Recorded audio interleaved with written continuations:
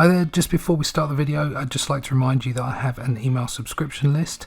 You can find the URL for the list in the description for this video, or you can find it on my websites, russleach.com, comicbookblackbelt.com, or onlydeathcansavus.com. That's the name of the book, Only Death Can Save Us. I won't be filling your inbox up. It'll just be short bits of information about the book or things that are going on the channel. The book is a cosmic Bronze Age inspired journey. That's art and story. So if you like the way comics used to be, hopefully you'll really like this book. So that's it for now. Let's get on with the video. Hi there, welcome back to the dojo. I am Russ Leach and I am the comic book black belt. And this video is another compilation of a few illustrations I had in Draw the Marvel Way, which is a book published and produced by Hachette and Marvel in the UK and Europe. It's a tutorial book, and it also had tips and tricks on different bits and pieces about how to draw superheroes, specifically Marvel superheroes and characters. I've had some requests on seeing some of these videos to show a few more bits and pieces. Some of the stuff that's in this video is repeated from previous videos, but I'm bearing all, as it were, and showing a bit more of my workings out and sketching.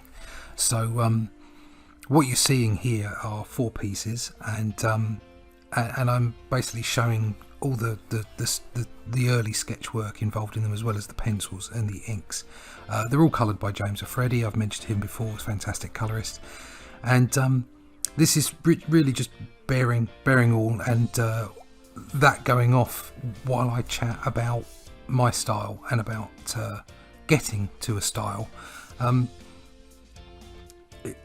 Having your own style is really important. You've got to try and be as unique as possible. That's obviously an incorrect way of the use of the word unique. Unique is unique. That's it. You can't be a bit unique. But I suppose what I'm trying to say is to be as individual as you possibly can.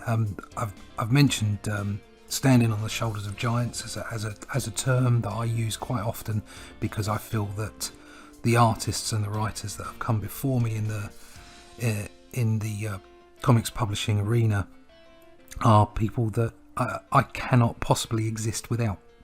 All of us as artists in comic strip can't exist without those people, those creators that made the industry, but also made the art form. I believe it is an art form in its own right, and it's a medium, just like film or literature or anything like that. It's its own medium.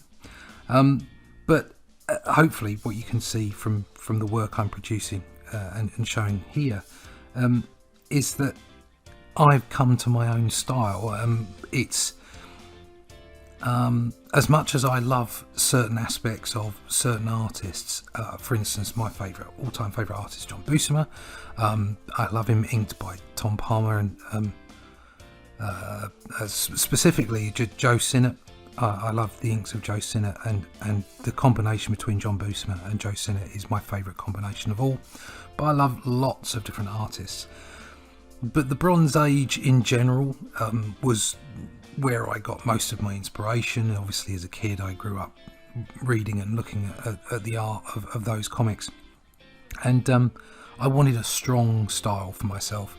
And I spent a long time, firstly, not appreciating various different styles. For instance, I didn't like Kirby when I was younger, but absolutely love him now. There are so many varying styles in comic strip, and it's really important to appreciate them all. It's also important to understand that some artists use style to mask the fact that they can't draw as well as they should. I think you really need to get your basics right and then apply your style afterwards. That being said, we're all learning constantly. I'm certainly learning all the time. But I came to my style after a long process. I don't think it's the finished article, but it is at a point now where I'm getting the results that I kind of want. The things that you have in your head end up being there on the screen or the paper when you're producing them. And that makes a big difference. You feel like you're going in the right direction. So finding your style is really important, because it's you. You don't want to be a knockoff of another artist. You don't want people to say, oh, you're just copying someone else. Even if you do it really well. I mean, reproducing, for instance, if you're an artist that reproduces Buscema's work, wow, I'm really impressed. But I wouldn't want to buy a whole comic by you, because I'd rather buy a comic that was by John Buscema.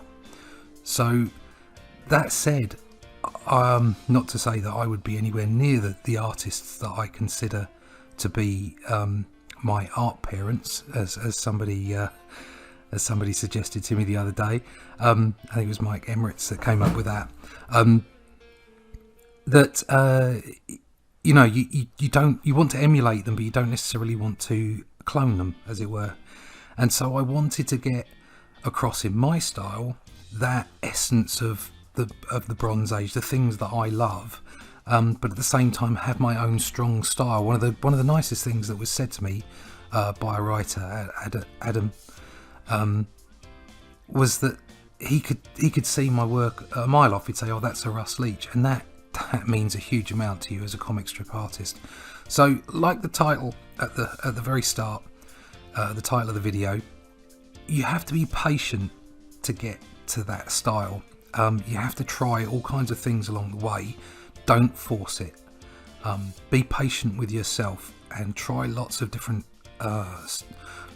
techniques and approaches to your style. So you might want to be the creator that likes lots and lots of detail, lots of cross-hatching. You might want a very simple and fluid style that might match the way that you feel about comics, or you might want something that's very bold and strong and very graphic. And all of these things, I think what's great about the comic strip medium and about comic strip art in general is that all of these things are valid. All the styles out there are valid. As long as you get the basics right underneath, they are all valid and they work just as well. And as the most important thing is telling a story. So don't get lost in getting things like specifics of rendering, of the type of art you're producing. Don't get too lost in the final output. Remember that why we're all here in this particular medium is to tell stories. And the most important thing about sequential art is the word sequential. It's a storytelling process. You're not just an artist. You're the art director, you're the director, you're the photographic director, you're the actors, and you're making a story happen on the page, right in front of you, there and then. You're making that story happen from the script. So be patient. For those people that are just starting off, it is a long journey, and unfortunately the 10,000 hour rule really does apply. You need to keep practicing and practicing and practicing. Make sure you get your basics right, and I'm still practicing, and I'm still looking and learning and finding things that I've got wrong in the past. And it's really important to be self-critical and to get other people to criticize your work and to give honest opinions about it. There's no point in showing it to everybody that loves you and they go, yeah, that's fantastic work, but a critical eye is not cast over it. So it's really important to self-analyze, but don't get lost in it. Don't go back to an image. Keep pressing forward. Keep pushing forward with your art, and keep pushing that style and make it part of you, and make it as unique, as individual as you can possibly make it, so that people can say, yeah, that's done by that creator, that creator's work, and they can pick that out, and it will make you more, from a business perspective, it will make you more marketable, and certainly from a storytelling perspective, you've got to fold your style into the way that you tell stories as well, and the whole thing comes out as one feel, one look to your work. So that's just my opinion on styles, and how you should be very, very patient with yourself, so that you make the right decisions and move in the right directions for you to get the style that really shows off what you're capable of and is an individual thing, and it's a statement about you and about your creative process. So that's my opinion on that. Thanks very much for watching the video, if you're still here with me. Those people that are subscribed, I had some more subscribers. That's fantastic. Thank you so much for subscribing. I'll never stop saying thank you. It's so important to me and humbling to have people sit and watch and listen to what I think about comics and comic book art. If I see that you've got action going on in your channel, I invariably subscribe back and look at the videos and see what you're doing. It's really interesting to me to see other people's styles and their approaches to art and to comic book artwork.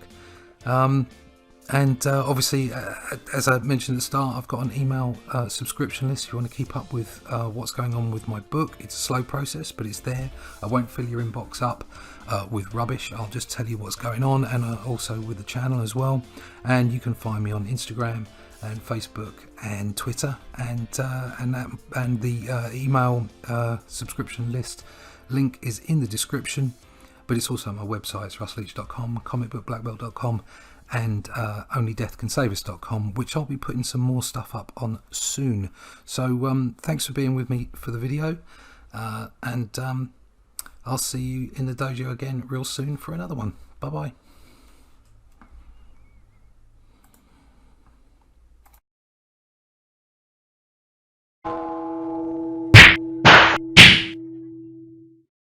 Thanks for watching Comic Book Black Belt. If you've enjoyed the content from this video, please like, share or subscribe, and come over and follow me on Twitter. It's been great having you in the dojo. See you again soon.